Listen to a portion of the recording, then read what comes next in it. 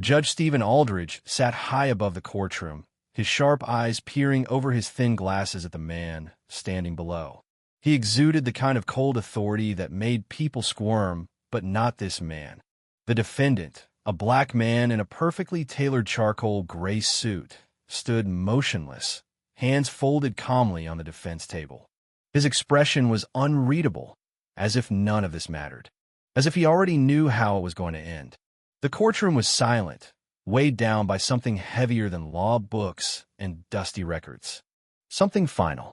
The bailiff shifted in his stance. The court reporter's fingers hovered uncertainly over her keys. It was as if the entire room was holding its breath. Judge Aldridge spoke slowly, each word dropping like a hammer. "For your so-called violation," he said, letting the last word hang in the stale air, "I am imposing a fine of $50,000. A stunned gasp spread across the room like a ripple across still water. The amount was absurd, criminal, but no one spoke. No one ever did. In Aldridge's courtroom, silence wasn't just expected, it was enforced. Still, the man didn't flinch. The judge's thin lips curled in a cold approximation of a smile. "And if you can't pay," he added, tapping his gavel softly against the mahogany desk, "perhaps a little time behind bars will teach you to respect the law." And still, no reaction, just a faint, knowing smile. Then, with a deliberate motion, the man reached into his jacket and pulled out a small, worn leather notebook. He opened it with care and placed it on the table in front of him, tilting it so Judge Aldridge could see. At first, the judge didn't understand. Then his eyes focused on the page, and he froze. An official state seal stared back at him, and beneath it, printed in bold, clear letters, "Governor Elias Monroe, Undercover Investigation Report." The color drained from Aldridge's face.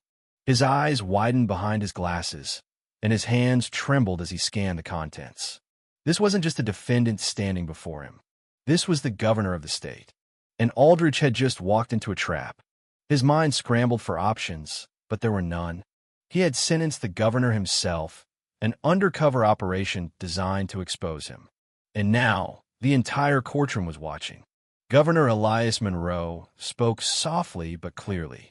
"You just made the biggest mistake of your life, Your Honor." Before Aldridge could answer, the courtroom doors slammed open. Two men in dark suits strode in with swift precision. They flashed their badges. "Federal agents," one barked. "Judge Stephen Aldridge, you are under investigation for corruption and abuse of power." Panic rippled through the room. Lawyers stood abruptly. The clerk dropped his pen. The bailiff stepped back, unsure if he should intervene. But it was too late. Aldridge was finished. As they cuffed him and led him away, his hands shook violently. His gavel clattered to the floor. His once imposing presence had crumbled into a pale, broken man. Elias Monroe remained seated, calm, watching. But even as the room buzzed with murmurs and disbelief, Elias's attention was caught by something else. A man in a gray suit sitting in the last row. He hadn't reacted like the others. No surprise, no whispering, just a stare, sharp and measured. Their eyes met for an instant. Then the man stood, adjusted his tie, and quietly slipped through the side exit. Elias's instincts screamed at him. Whoever that man was, this wasn't over. It was just beginning. Hours later, Elias and his right-hand man, Gabriel Ortiz, exited the courthouse through a side door, avoiding the chaos of reporters and flashing cameras. They climbed into a black SUV waiting at the curb. Ortiz was silent until they were blocks away. "You saw him?" he asked without looking. "Back row. Gray suit," Elias confirmed. Something about him felt wrong. Ortiz nodded. "We'll find out who he is." They drove in silence, the weight of what had just happened pressing on them. Aldridge had been the first domino, but corruption ran deeper. Elias knew they had rattled the system, and someone was going to push back. That night, as Elias reviewed reports inside their safe house, a bullet shattered the front window. "Sniper!"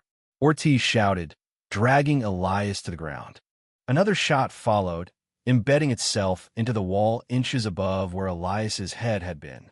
Ortiz was already moving, grabbing a smoke grenade from his go-bag. He yanked the pin and tossed it toward the broken window. Thick white smoke billowed outward. "Move!"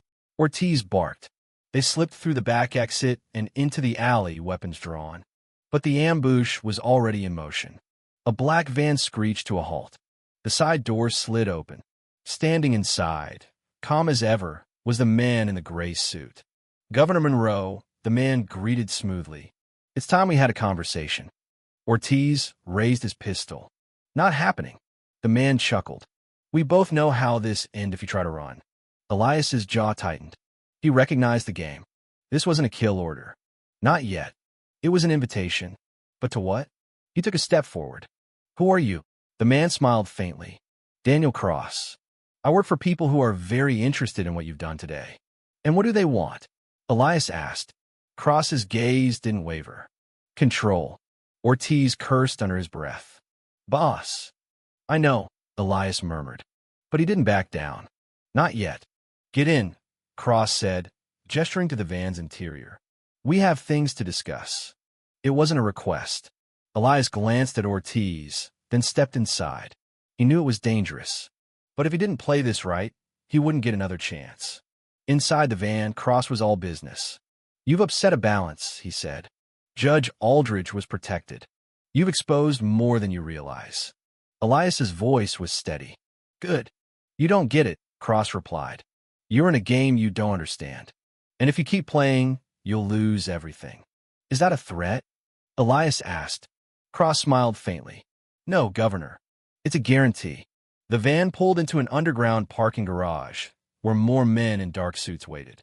At the center of it all stood a woman Elias recognized instantly, Evelyn Sinclair. She was one of the most powerful political donors in the country, a kingmaker in backroom deals, and the spider at the center of the web Elias had begun to unravel. Sinclair smiled as Elias approached. "Governor Monroe," she said smoothly, "you've made quite a mess." He didn't flinch. Cleaning up corruption tends to get messy. Her smile tightened. "You've made enemies of people who can end you." "I'm not afraid of you," Elias said. "You should be," she replied. "But I didn't bring you here for threats. I brought you here for clarity. Stop now. Walk away, or we'll bury you." Elias's gaze was cold. "No deal." Sinclair sighed, almost regretfully. "Then I'll see you destroyed." Ortiz's hand hovered near his weapon as they left. Elias knew what Sinclair meant. She wasn't bluffing. And sure enough, later that night, they intercepted word. Sinclair was moving fast. She was fabricating evidence, preparing to frame Elias for fraud, bribery, and obstruction of justice. By sunrise, there would be a warrant for his arrest. The attack came sooner than expected. Their safe house was compromised. Snipers on the rooftops, black SUVs swarming the streets. They barely escaped through an old maintenance tunnel beneath the city, Ortiz leading Elias into the shadows. But they couldn't run forever. They needed proof, real proof, and they found it in the hands of a defector. Logan Price, Sinclair's former enforcer, had turned against her after she'd had his brother killed to tie up loose ends. Logan gave Elias a flash drive containing records of Sinclair's operations, bribes, hit orders, political manipulations. Enough to burn her empire to the ground. But time was running out. They arranged a meeting with Rebecca Lowe, an investigative journalist known for exposing corruption.